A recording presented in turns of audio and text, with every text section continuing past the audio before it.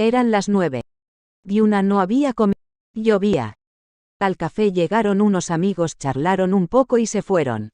Las horas se hacían interminables debido a la ansiedad. Así iba a ser la espera, sin saber jamás si Rango seguía vivo. Le descubrirían tan fácilmente. Un extranjero, de tez oscura, pelo revuelto, su apariencia correspondía exactamente a lo que la policía esperaba de un hombre que trabajase para la revolución. ¿Qué le había ocurrido a Rango? Abrió un periódico. En una ocasión él había dicho, cogí un periódico y en primera página vi la foto de mi mejor amigo, asesinado la noche anterior. Así era como ocurriría. Rango la besaría como la había besado la noche anterior en la esquina de la calle, al son de aquel violín, luego el violín se detendría, y esa misma noche. Yuna interrogó a su instinto. No, Rango no estaba muerto. Le hubiera gustado ir a la iglesia, pero también eso estaba prohibido. Estaba prohibida la desesperación. Había llegado el momento del estoicismo. Tenía celos de la admiración que Rango sentía por la madre de Gauguin, una heroína sudamericana que había luchado en revoluciones y matado a su propio esposo cuando éste traicionó al partido.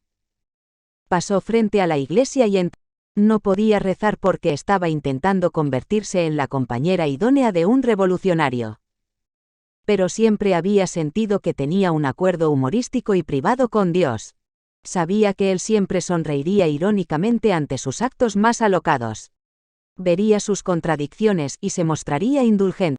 Entre ellos existía un pacto, aun cuando la mayoría de los tribunales la considerase culpable. Era como su amistad con los policías de París, y ahora Rango avanzaba hacia ella. Vean qué pacto tenía con Dios, que éste le concedía deseos que nadie más hubiera esperado que concediese. Rango había estado enfermo. No había firmado los papeles. Se había quedado dormido. Mañana. Yuna había olvidado aquella divinidad latina, mañana. Rango y Yuna se sentaron a tomar un café en el Café Martiniquais próximo a la barcaza.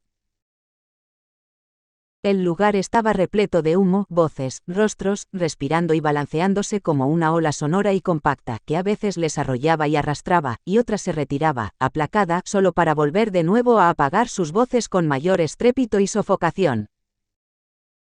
Yuna jamás hubiera podido identificar aquella marea de rostros disueltos por luces y sombras, sus contornos ligeramente difuminados a causa de la bebida. Pero Rango podía decir de inmediato, aquel es un chulo, aquel otro un boxeador profesional, aquel un drogadicto. Entraron dos amigos de Rango con las manos en los bolsillos y le saludaron de reojo, los pesados párpados semicaídos sobre sus ojos vidriosos. Bajo los ojos tenían profundas y amoratadas ojeras y Rango dijo, me sorprende ver con qué rapidez se desintegran mis amigos por culpa de las drogas. Algunos incluso han muerto. Este tipo de vida ya no me atrae. Antes sí que sentías atracción por la destrucción, ¿verdad? Sí, dijo Rango, pero no era real. De joven, en casa, lo que más me gustaba era la salud, la energía física y el bienestar. Solo más tarde, aquí, en París, los poetas me enseñaron a no valorar la vida. Era más romántico desesperarse, más noble rebelarse y morir que aceptar lo que la vida ordinaria podía ofrecernos. Pero ya no me siento atraído hacia eso. Quiero vivir. Aquel no era mi verdadero yo. Zora dice que me has cambiado y, sin embargo, no se me ocurre que hayas dicho o hecho algo por lograrlo. Pero cada vez que estamos juntos deseo conseguir algo grande. No quiero seguir comulgando con ese credo literario, con la belleza romántica de vivir desesperada, peligrosa, destructivamente. Yuna pensó con ironía que no había pretendido forjar un rebelde. También ella había cambiado a causa de Rango. Había adquirido algunos de sus hábitos cíngaros, algo de su despreocupación, de su indisciplina bohemia. Se había precipitado con él en el desorden de los vestidos desparramados, de las colillas esparcidas, de meterse totalmente vestida en cama, durmiéndose tal cual, en el desorden de la indolencia, de la falta de horarios. Una región de caos y luz lunar. Aquello le gustaba. Era la atmósfera del útero de la Tierra, donde la conciencia no podía penetrar e iluminar todos los trágicos aspectos de los deseos incumplidos. En la oscuridad, caos, calor, una olvidaba. Y el silencio. El silencio era lo que más le gustaba.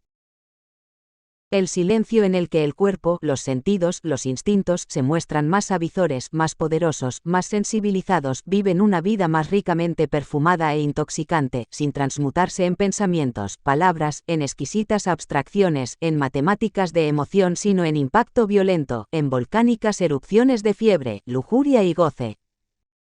Ironía. Ahora Rango se proyectaba a sí mismo fuera de ese reino y quería acción. Ya no quedaba tiempo para la guitarra que la había embrujado, ni para visitar a los cíngaros como él había prometido en una ocasión, ni para dormir por la mañana como Duna había aprendido a hacer, ni para adquirir por osmosis su arte de desentenderse de toda responsabilidad, su autocomplacencia, su temeridad. Sentados en el café, Rango condenó su vida pasada. Estaba lleno de arrepentimiento por las horas desperdiciadas, la energía desaprovechada, los años perdidos. Deseaba una vida más austera, acción y realización. De improviso Duna miró su café y sus ojos se llenaron de hirientes lágrimas, las lágrimas de la ironía abrasan la piel con más fuerza. Sollozó por haber despertado en Rango el deseo de servir a un fin que no era el suyo, de vivir ahora por otros cuando ya vivía por Zora, y sollozó por lo poco de sí mismo que él podía ofrecerle. Sollozó porque, a pesar de lo próximos que se hallaban en aquella penumbra terrena, próximos en la atracción magnética entre su piel, su cabello, sus cuerpos, sus sueños jamás coincidían en ningún punto, como no coincidían su visión de la vida, sus actitudes. Sollozó por los múltiples desajustes de la vida que impedían la unidad absoluta. Rango no comprendía. En la esfera de las ideas siempre había sido inquieto, impaciente, como un animal salvaje que temiese verse acorralado. A menudo describía cómo acorralaban en su rancho a los caballos y toros. Le encantaba el ardor del combate. Para él, examinar, comprender, interpretar era también un modo de acorralar que despertaba sus sospechas. Pero, de momento, Duna aspiraba el aroma de su cabello. De momento existía entre su piel y su carne aquella corriente, aquella armonía de colores, peso, calidad y olores contrastantes. En el todo era penetrante y violento. Eran, eso decían sus amigos, como Otelo y Desdémona. Mañana Rango sería miembro del partido. Duna pensó, así es como se vive cuando pierdes las alas. Compras velas para la reunión de los amigos de Rango, pero no dan una luz que te satisfaga porque no crees en lo que estás haciendo. Para ella, la tristeza nunca fue un lastre, la sorprendía en pleno vuelo, mientras bailaba en espirales desplazando remolinos de aire, como una flecha que disparada contra un ave, no la hace caer sino que simplemente acelera su aleteo. Cada día sentía mayor aprensión a descender a la vida familiar y cotidiana, porque el dolor, el arco del cazador, provenía de la tierra y, por tanto, la huida a una distancia segura se hacía cada vez más apremiante. Su única defensa contra nuevos peligros era, ahora, su movilidad. Mientras permanecemos en movimiento ofrecemos un blanco más difícil, resulta más problemático que nos hieran. Había adoptado la estructura básica de los nómadas. Rango había dicho: esta noche prepara la barcaza para una reunión. Será el sitio sin vigilantes que le vayan con el cuento a la policía. Sin vecino. Había firmado todos los papeles. Debían andarse con más cuidado. La gabarra iba a resultar más útil. Ahora existen dos reinos en los que vivir.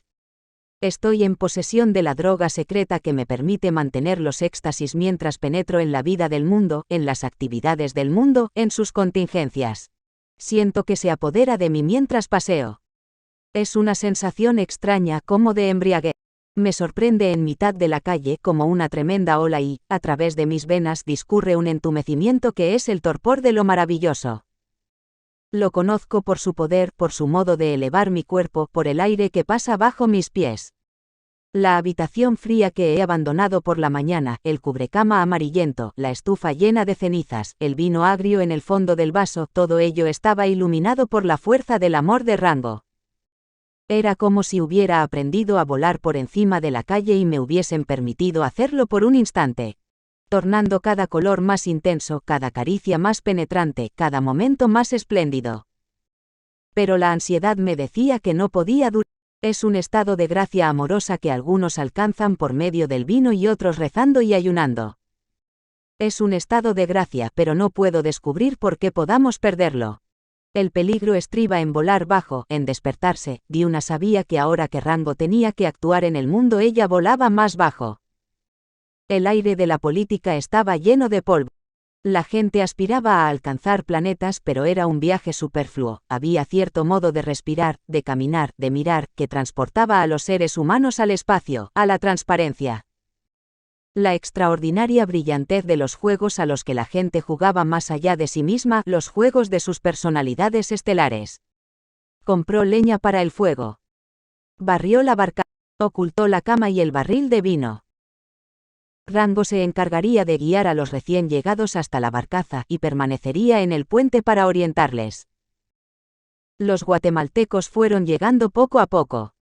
Los más morenos, de sangre india, en silencio indio; los de sangre española, más pálidos, con volubilidad española. Pero todos quedaron intimidados por el lugar, la madera crujiente, la gran estancia parecida a los primeros lugares de reunión de los revolucionarios, las sombras alargadas, los ruidos fluviales, las cadenas y remos del río, las inquietantes luces del puente, el vaivén producido por el paso de otras barcazas. Para los conspiradores era un lugar abrumador.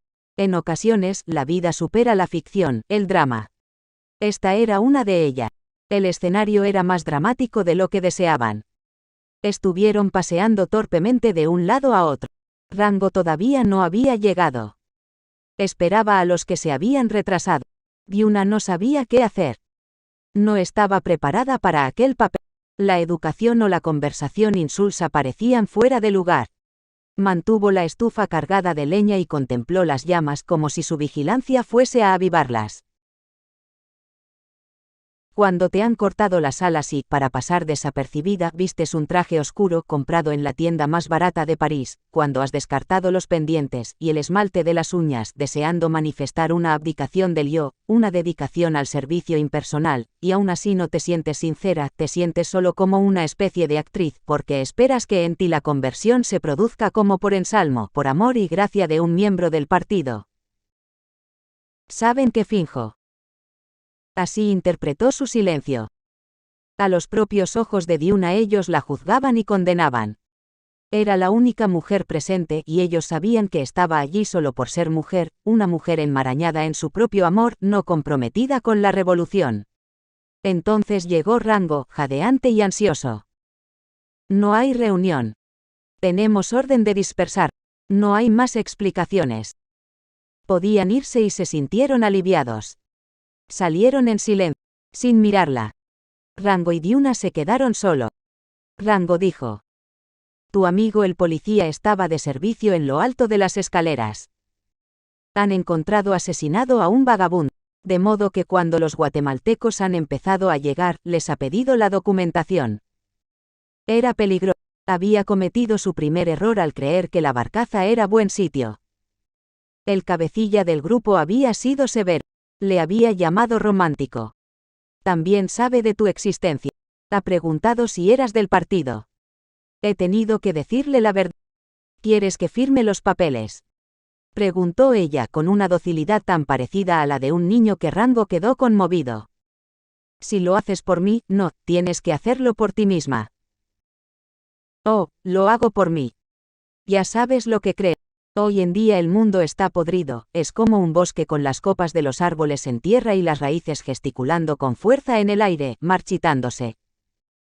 El único remedio es empezar un mundo a partir de dos, en dos existe la esperanza de la perfección y eso, a su vez, puede extenderse a todos los demás. Pero hay que empezar por abajo, por la relación entre hombre y mujer. Te daré libros para que leas, para que estudies. Cambiaría su nueva filosofía, su complacencia y su servilismo hacia Zora, la vería con nuevos ojos, contemplaría la desolación, la criminalidad de su ensimismamiento.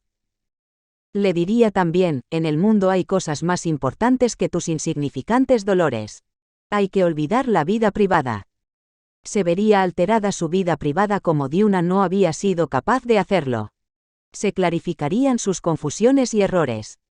Diuna comenzaba a sentirse esperanzada. Empezó a estudiar. Advirtió analogías entre la nueva filosofía y lo que inútilmente había estado exponiendo a Rango. Por ejemplo, el partido no aprobaba una muerte romántica, temeraria, poco inteligente. Desolación. Confusión. Indisciplina. El partido desarrollaba una especie de estoicismo, una armadura, una forma de comportarse y de pensar. Diuna fue aliándose poco a poco con la esencia de la filosofía o, mejor dicho, con sus resultados, pasando por alto los rígidos dogmas. La esencia era la construcción. Eso era algo que, a grandes rasgos, Diuna podía adoptar porque casaba con su obsesiva batalla contra la destrucción y el negativismo. No estaba sola contra la influencia desmoralizante, disolvente, de Zora. Tal vez la trampa estuviese abriéndose ligeramente, en una dirección imprevista. Lo que Rango no podía hacer por ella porque ella era su goce, su autocomplacencia, la amante que lo llenaba sensualmente, y eso le hacía sentirse culpable, tal vez pudiese hacerlo por el partido y por una masa de gente inmensa y anónima. La trampa era la fijación en lo imposible. Un cambio en Zora, no un empeoramiento. Un cambio en Rango, no un gradual estrangulamiento. La simple pasión no le había convertido en un hombre total, aunque sí en un hombre lo bastante completo para ser útil al mundo.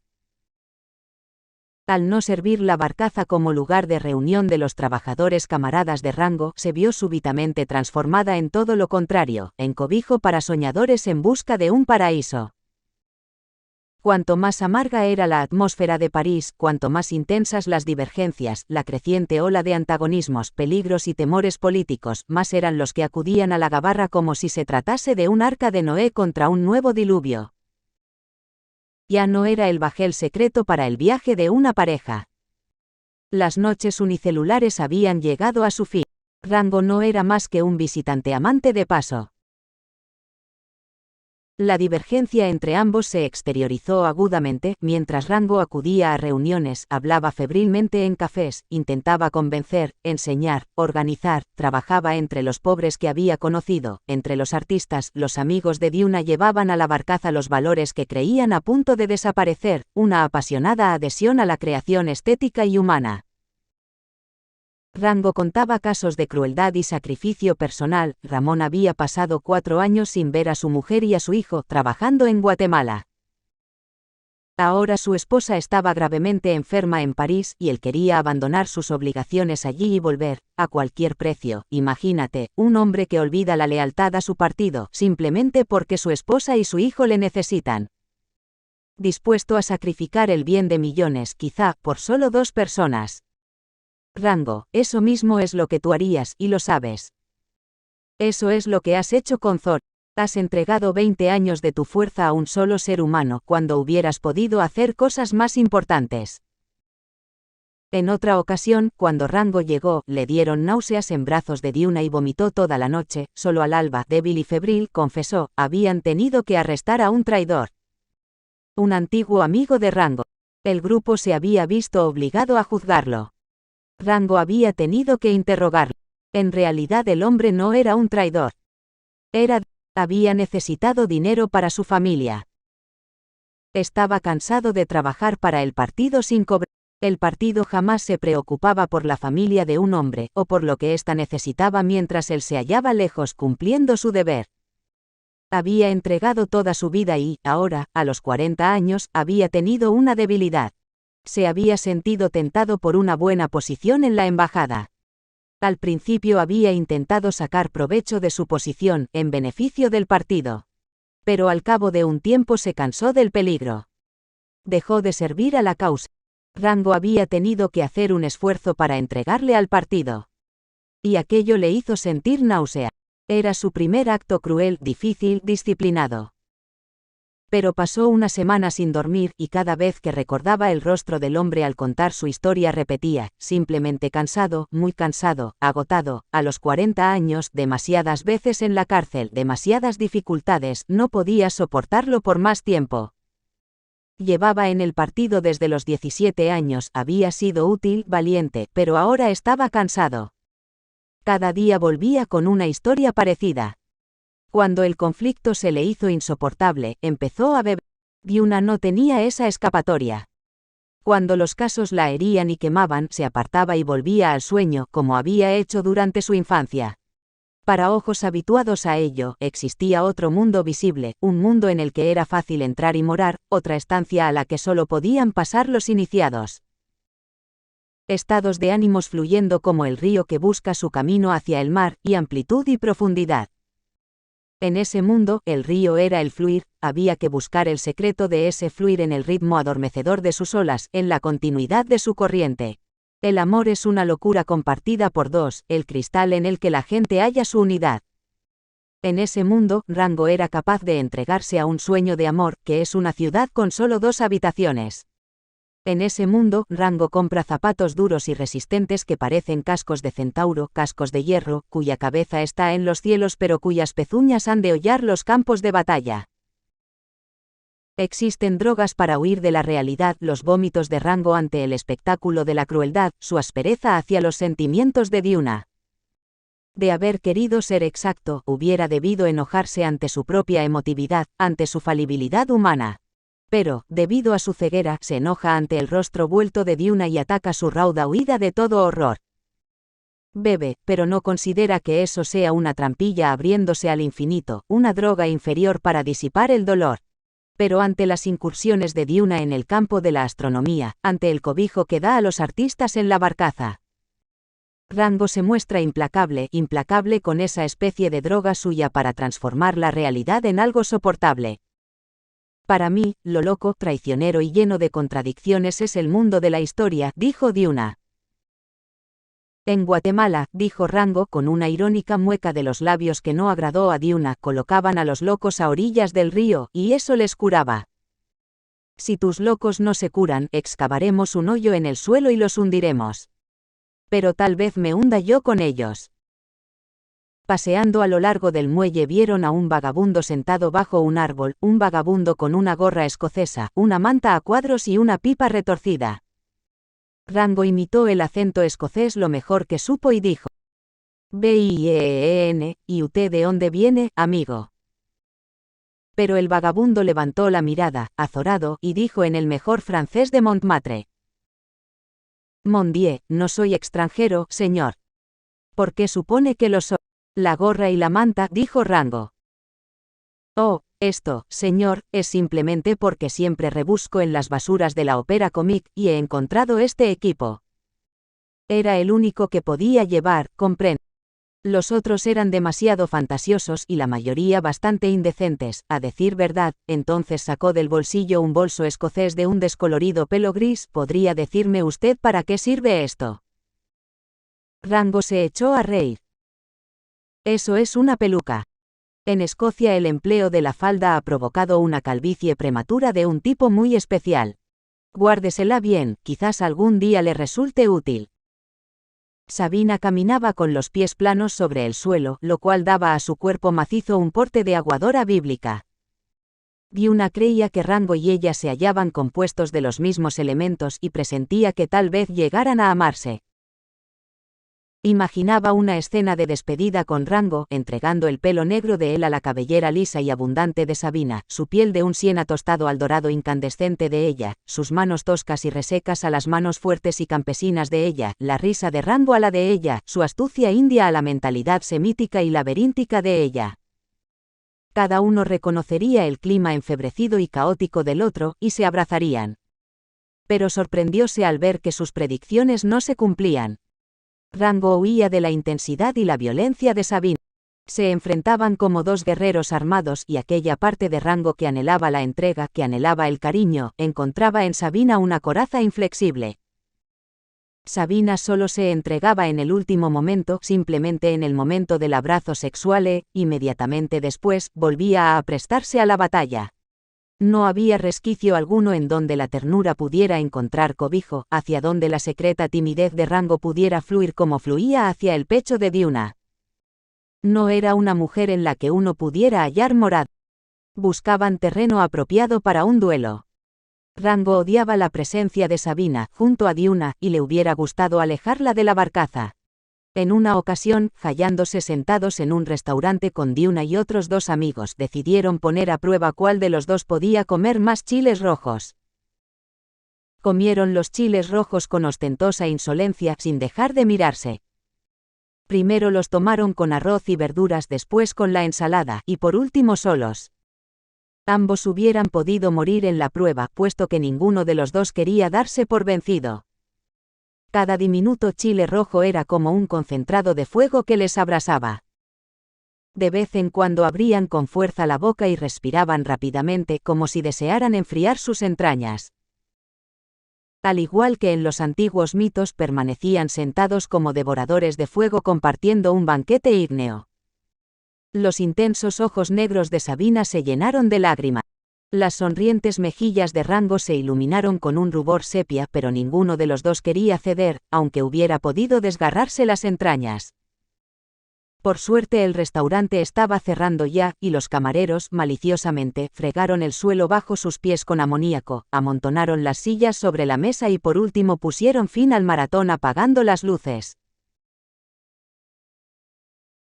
No una, sino múltiples diunas descendieron la escalerilla de la barcaza, una capa formada por los padres y la infancia, otra moldeada por su profesión y sus amigos, otra nacida de la historia, geología, clima, raza, economía, y de todos los medios ambientes y telones de fondo, el cielo y la naturaleza de la tierra, las puras fuentes del nacimiento, la influencia de un árbol, una palabra pronunciada descuidadamente, una imagen vista y todas las fuentes corruptas, libros, arte, dogmas, amistades impuras y todos los lugares en los que un ser humano se siente herido, derrotado, inválido y que supuran. La gente suma todas sus desgracias físicas, los dedos del pie deformados, el dedo cortado, la cicatriz cauterizada, la fiebre, el cáncer, los microbios, la infección, las heridas y los huesos rotos. Nunca suma las magulladuras y cicatrices acumuladas en la capa interior que forman un completo universo de reacciones, un mundo reflejo en el que todo suceso se halla sujeto a una interpretación privada y personal, sujeto, por obra y gracia de ese calidoscopio de la memoria, por obra y gracia de la peculiar formación de las sensibles placas fotográficas de la psique, a ese conglomerado de productos químicos emocionales a través del cual toda palabra, todo acontecimiento, toda experiencia se filtra, digiere y deforma antes de proyectarse de nuevo sobre la gente y las relaciones. El movimiento de las múltiples capas del yo descrito por Duchamp en El desnudo bajando la escalera, los múltiples yos nacidos en proporciones varias, no singular ni armónicamente desarrollados, ni siquiera moviéndose en una dirección única, sino compuestos por múltiples yuxtaposiciones que revelan espirales caracterológicas inacabables al igual que la Tierra revela sus estratos, compuestos por una infinita constelación de sentimientos que se expanden tan misteriosamente como el espacio y la luz en el reino de los planetas. El hombre ha vuelto su telescopio hacia lo exterior y lejano, sin advertir que el carácter surge en el extremo opuesto del telescopio mediante sutiles acumulaciones, fragmentos, sedimentos e incrustaciones. La mujer ha vuelto su telescopio hacia lo próximo, hacia lo cálido. En ese momento Diuna experimentaba una crisis, una mutación, una necesidad de despojarse de aquella personalidad suya nacida de su relación con Rango y Zora, una necesidad de resucitar bajo otra forma. Era incapaz de seguir a Rango en su fe, incapaz también de vivir tranquila en el sueño, o de pilotar con pericia la barcaza a través de un Sena tempestuoso. Se halló defendiendo a Sabina contra las implacables burlas de Rango. Defendió la filosofía de Sabina, la filosofía de los múltiples amores contra el amor único. Rango, tu ira no debería dirigirse contra Sabina. Sabina solo se está comportando como se comportan todas las mujeres en sus sueños por la noche. Me siento responsable de sus actos porque cuando paseamos juntas y me cuenta sus aventuras, hay una porción de mí que no escucha a Sabina contándome una historia, sino que reconoce escenas familiares para una parte secreta de mí misma. Reconozco escenas que he soñado y que, por tanto, he vivido. Vivimos lo que soñamos. En sueños, yo he sido Sabina. He escapado de tu amor atormentado, he acariciado a todos los amantes posibles del mundo. Sabina no puede cargar con toda la responsabilidad de haber llevado a la práctica los sueños de tantas mujeres simplemente porque las otras se arrellanan en su asiento y solo participan con una parte secreta de su yo. Mediante secretas e ínfimas vibraciones de la carne, admiten ser cómplices silenciosas de los actos de Sabina. Todas hemos sentido la fiebre del deseo hacia extraños por la noche. Durante el día escarnecemos a Sabina y nos burlamos de ella. Te enojas con ella porque lleva todos sus deseos a la práctica, abiertamente, como tú has hecho. Amar la fiebre de Sabina, la impaciencia de Sabina, su evasión de las trampas de los juegos amorosos, era ser Sabina. Ser solo de noche lo que Sabina osaba ser durante el día, soportar la responsabilidad de nuestro secreto sueño de escapar a los tormentos de un amor en favor de muchos amores. Sabina se hallaba sentada a horcajadas en la silla, echándose el pelo hacia atrás con ambas manos y riendo. En ese instante siempre daba la impresión de estar a punto de sincerarse. Sobresalía en esta preparación para la confesión, en esta construcción de un clima propicio a revelaciones íntimas. Pero sobresalía igualmente en la evasión. Cuando lo deseaba, su vida era como una pizarra en la que escribía velozmente, apresurándose a borrarla casi antes de que alguien hubiera podido leer lo que había escrito. En tales ocasiones, sus palabras no parecían palabras sino humo que le saliese de la boca y la nariz, una espesa cortina de humo contra cualquier posible indagación. Pero, en otras ocasiones, cuando se sentía a salvo de toda crítica, iniciaba la narración de un incidente con una entereza directa y apabullante. Nuestro affair duró. Duró lo que dura un viaje en ascensor, y no lo digo de manera simbólica. El flechazo mutuo fue tan violento que era una de esas cosas que no pueden durar, pero que tampoco pueden esperar. Fue un acto de canibalismo, sin ninguna importancia, pero teníamos que llevarlo a cabo. Las circunstancias nos eran desfavorables. No teníamos dónde. Vagamos por las calles deseosos el uno del otro. Nos metimos en un ascensor, y él empezó a besarme. Primer piso, segundo piso, y seguía besándome, tercer piso, cuarto piso, y cuando el ascensor se paró, ya era demasiado tarde. No podíamos parar, sus manos estaban en todas partes, su boca. Apreté el botón frenéticamente y seguimos besándonos mientras el ascensor bajaba.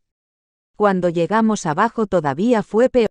Él pulsó el botón y estuvimos subiendo y bajando, alocadamente, mientras la gente no paraba de llamar solicitando el ascensor.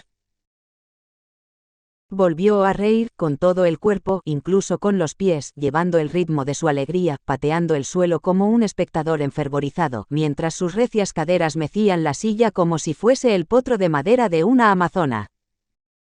Una noche, mientras Diuna esperaba a Rango en la barcaza, oyó unos pasos que no eran de él ni del vigilante. Las sombras de las velas sobre las paredes recubiertas de papel embreado interpretaron una escena de teatro balines mientras ella avanzaba hacia la puerta y gritaba: ¿Quién está ahí? Reinaba un silencio absoluto, como si el río, la barcaza y el visitante se hubiesen puesto de acuerdo para callar en el mismo instante, pero había una tensión en el aire y Diuna la sintió como una vibración a través de todo su cuerpo. No sabía qué hacer, si quedarse en la habitación y cerrar la puerta con llave, a la espera de Rango, o explorar la barcaza. Si se quedaba en la habitación sin hacer ruido y vigilaba su llegada, podría advertirle gritando por la ventana y luego, juntos, tal vez pudieran reducir al intruso. Esperó. Las sombras sobre las paredes permanecían inmóviles, pero los reflejos de las luces sobre el río jugueteaban en su superficie como un fantasmagórico carnaval. Las velas titilaban más que de costumbre, o era solo su ansiedad. Cuando las cuadernas de madera dejaron de crujir, volvió a oír los pasos que avanzaban cautelosamente hacia la habitación, pero no lo bastante ligeros como para impedir que crujiesen las tablas. Diuna sacó su revólver de debajo de la almohada, un pequeño revólver que le habían regalado y que no sabía cómo funcionaba. Gritó: ¿Quién está ahí? Si da un paso más, dispara. Sabía que tenía que quitar un seguro. Deseaba que llegara rápido. Él no tenía miedo físico. Temía la verdad, temía enfrentarse a sus motivaciones, temía dar la cara, comprender, examinar el reino de los sentimientos y el intelecto, pero no temía la acción, no temía el peligro físico. Diuna era intrépida en su despierta conciencia, en las dolorosas exposiciones del yo, y superaba a muchos en cuestiones de cirugía emocional, pero temía la violencia. Esperó otro largo rato, pero de nuevo el silencio fue total y quedó en suspenso. Rango no llegaba. De pura fatiga, se tumbó con el revólver en la mano. Las puertas y ventanas estaban cerradas. Aguardó, a la espera de oír sobre la cubierta las pisadas desiguales de Rango. Las velas fueron consumiéndose, una a una, ahogando su última llama, proyectando un postrer y agónico esqueleto sobre la pared. El río mecía la gabarra. Transcurrieron horas y Diuna quedó sumida en un duermevela. El pestillo de la puerta fue levantado poco a poco de su quicio mediante algún instrumento, y Zora apareció en el umbral. Diuna la vio cuando se inclinaba sobre ella, y chilló. Llevaba en la mano una larga y antigua aguja de sombrero e intentó clavársela a Diuna. Al principio, ésta la agarró por las muñecas, pero la ira daba mayores fuerzas a Zora. Su expresión estaba deformada por el odio. Liberó sus manos y golpeó varias veces a Diuna, a ciegas, hiriéndola en el hombro, y luego, una vez más, con los ojos abiertos de par en par, intentó clavarle la aguja en su pecho. Pero no lo logró. Entonces Diuna pudo apartarla, agarrándola. Zora, ¿qué daño te he hecho yo? Obligaste a Rango a entrar en el partido. Ahora intenta llegar a ser alguien en política, y lo hace por ti. Quiere que te sientas orgullosa de él. Conmigo eso jamás le preocupó, no se avergonzaba de su pereza. Tú tienes la culpa de que nunca esté en casa. De que cada día corra peligro. Diuna contempló el rostro de Zora y volvió a experimentar lo mismo que sentía con Rango, la desesperada inutilidad de hablar, de explicar, de clarificar. Zora y Rango eran fanáticos. Zarandeó a Zora por los hombros como para obligarla a escuchar, y dijo: matándome no cambiarías nada, ¿lo entiendes? Somos dos caras del carácter de Rango. Si me matas, esa cara quedará libre y otra mujer pasará a ocupar mi lugar. Él mismo se halla interiormente dividido entre sus impulsos destructivos y constructivos. Mientras esté dividido siempre habrá dos mujeres. Hasta que comprendí esto también yo deseé que muriera. Pensé que Rango podía salvarse si morías. Y ahora eres tú quien está aquí, pensando que yo le arrastro al peligro. Es él mismo quien lo busca. Está avergonzado de su inutilidad. No puede soportar el conflicto de su yo dividido que, a sus ojos, se patentiza en nosotras dos. Está buscando un tercer camino para alcanzar la totalidad de su ser. Para su paz de espíritu hubiese sido más fácil si nosotras hubiéramos podido ser amigas. Pero él no nos tuvo en cuenta, no tuvo en cuenta el hecho de que pudiéramos llegar a gustarnos mutuamente con toda sinceridad. Lo intentamos y fracasamos. Tú has sido demasiado egoísta. Estamos en extremos opuestos. Ni tú me gustas ni yo te gusto, aunque Rango no existiera, jamás llegaríamos a gustarnos. Zora, si me haces daño serás castigada, te mandarán a un lugar sin Rango. Y Rango se enfadará contigo. Y, si tú murieras, ocurriría lo mismo, él tampoco sería mío, porque yo no puedo llenar su amor, su ansia de destrucción. Palabras, palabras, palabras. Todas las palabras que Diuna había acariciado en su mente por la noche, a solas, las pronunció con agresividad, ciegamente, sin esperar que Zora las comprendiese, pero con tal ansiedad y vehemencia que, prescindiendo de su sentido, Zora pudo captar la súplica, los acentos de verdad que hicieron desaparecer su odio, su violencia. Su antagonismo siempre desaparecía en presencia de la otra. Zora, enfrentada a la tristeza del rostro de Diuna, de su voz, de su esbelto cuerpo, fue incapaz de nutrir su cólera. Y Diuna, enfrentada al rostro macilento de Zora, a su cabello lacio, a sus labios febriles, abandonó su rebeldía. Fueran cuales fueran las escenas que se desarrollaran entre ambas, la sinceridad existente en la tristeza de la otra era algo que también las ligaba. En ese instante llegó Rango y contempló desolado a ambas mujeres. ¿Qué ha ocurrido? Diuna, estás sangrando. Zora ha intentado matarme. Las heridas no son nada. Una vez más, Diuna esperó que Rango diría, Zora está loca, y así cesaría la pesadilla. Querías que fuésemos amigas porque eso te hubiese facilitado las cosas. Lo hemos intentado, pero es imposible. Veo que Zora destruye todos mis esfuerzos por crear algo contigo, y ella cree que soy yo quien te ha metido en los peligros de la política. Jamás nos entenderemos. Rango no supo qué decir. Contempló la sangre que se veía a través de la ropa de Diuna. Ella le mostró que las heridas no eran profundas y que solo le habían tocado la carne, sin mayores daños. Voy a llevar a Zora a casa. Cuando regresó seguía callado, abatido, sometido. Zora tiene momentos de locura, dijo. Últimamente le ha dado por amenazar a la gente en la calle. Tengo mucho miedo de que la policía la prenda y la interne en una institución. ¿Y no te preocupa la gente a la que puede matar? Sí, me preocupa, Vyuna. Si te hubiera matado, creo que jamás hubiese podido perdonarlo. Pero tú, aun teniendo motivos para estar enojada, no lo estás. Eres generosa y buena. No, Rango. No puedo permitir que te lleves esa impresión. Es falsa. A menudo he deseado la muerte de Zora, pero solo he tenido el valor de desearla. Una noche tuve un sueño en el que la mataba con una larga y antigua aguja de sombrero. ¿Comprendes de dónde sacó la idea de la aguja? De mi propio sueño, porque yo se lo conté. Al atacarme ha sido más valiente y más honesta que yo. Rango apoyó la cabeza entre las manos y se balanceó adelante y atrás como si sufriese. De su pecho salió un apagado sollozo. Oh, Rango, no puedo soportarlo por más tiempo. Así vivirás en paz con Zora. Vyuna, hoy ha ocurrido algo más y que me ha recordado algunas de las cosas que dijiste. Algo tan terrible que esta noche no quería ver. No sé qué instinto del peligro me ha hecho venir, a pesar de todo.